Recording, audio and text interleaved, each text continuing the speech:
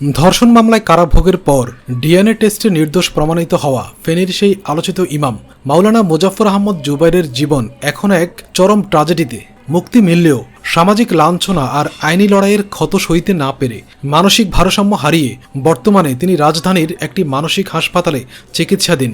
স্থানীয় সূত্রে জানা গেছে, মামলায় কারাবন্দী থাকা অবস্থায় তিনি আত্মহত্যার চেষ্টা করেছিলেন এবং দেওয়ালে মাথা ঠুকে আহত হয়েছিলেন।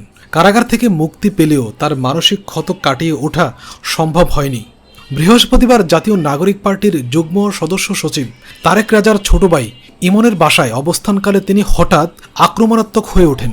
তিনি এ সময় আকস্মিকভাবে বাসার আসবাবপত্র ভাঙচুর শুরু করেন এবং উপস্থিত ব্যক্তিদের উপর চড়াও হন।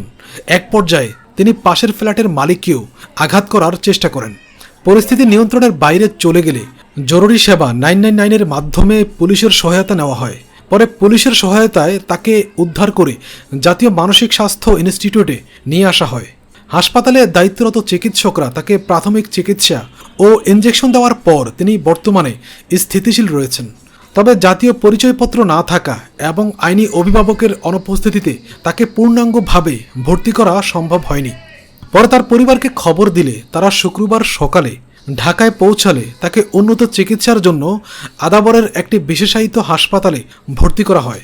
তার এই সংকটে পাশে দাঁড়িয়েছেন বিশিষ্ট মনোরোগ বিশেষজ্ঞ ডাক্তার সাইদুল আশরাফ কুশল। তিনি মাওলানা জুবাইরকে আজীবন বিনামূল্যে চিকিৎসা দেওয়ার ঘোষণা দিয়েছেন। এ বিষয়ে এনসিপির কেন্দ্রীয় যুগ্ম সদস্য সচিব তারেক রাজা বলেন, একজন নির্দোষ আলেমকে মিথ্যা অপবাদ দিয়ে তিল তিল করে ধ্বংস করে দেওয়া হয়েছে। মূলত এসব মানসিক চিন্তায় হতাশাগ্রস্ত হয়ে সে অসুস্থ হয়ে পড়েছে।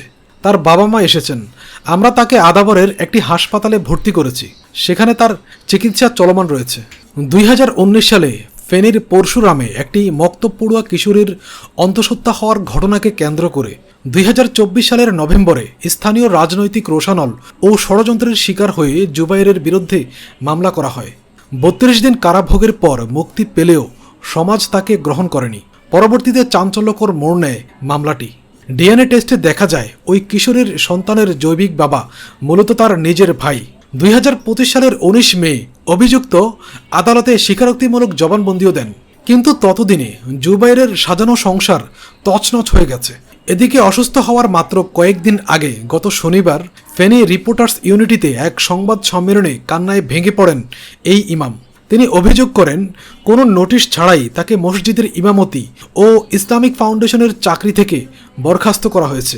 মামলার খরচ মেটাতে পৈতৃক জমি বিক্রি করতে হয়েছে। জুলাই বিপ্লবের একজন সম্মুখ যোদ্ধা হওয়া সত্ত্বেও তাকে চরম সামাজিক হেনস্থার শিকার হতে হয়েছে। সংবাদ সম্মেলনে ভুক্তভোগী মোজাফফর আহমদ জুবাইর 3টি প্রধান দাবি জানান: চাকরিতে পুনর্বহাল ও বকেয়া বেতন প্রদান, মিথ্যা মামলায় ফাঁসানো ষড়যন্ত্রকারীদের দৃষ্টান্তমূলক শাস্তি এবং মানসিক ও আর্থিক ক্ষতির বিপরীতে উপযুক্ত ক্ষতিপূরণ প্রদান করা।